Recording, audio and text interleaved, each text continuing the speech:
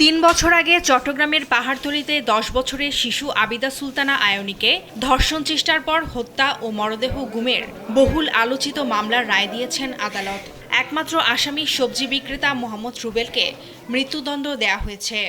আল্লাহর কাছে আপনারা ভাবেন, বুঝছেন, টাকা পয়সা বড় কথা না, আল্লাহর আহার দিচ্ছে বড়। এরকম সন্তান একটা হার চারজন দ্বিতীয়বার কেউ হারাতে না হয়, এই বিচারটা আমরা চাই আল্লাহ। বুধবার দুপুরে বিচারক সাইফুর রহমান এ রায় ঘোষণা করেন।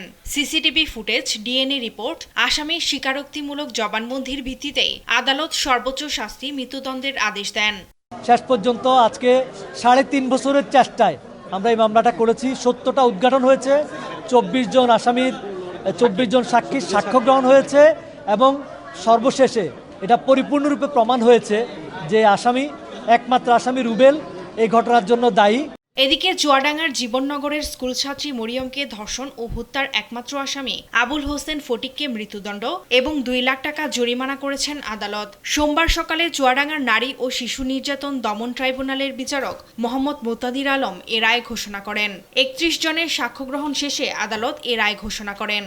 মাননীয় আদালত এই মামলার 31 জন সাক্ষীর সাক্ষ্য পর্যালোচনা করে সর্বোচ্চ শাস্তি আবুল হোসেন ফটিকের মৃত্যুদণ্ড রায় ঘোষণা করেছেন এবং 2 লক্ষ টাকা জরিমানা ঘোষণা করেছেন। অন্যদিকে 2022 সালে মাগুরায় শিশু রাজিয়া খাতুনকে ধর্ষণ চেষ্টা ও হত্যা মামলার আসামি হাসান শেখকে মৃত্যুদণ্ড দিয়েছেন আদালত।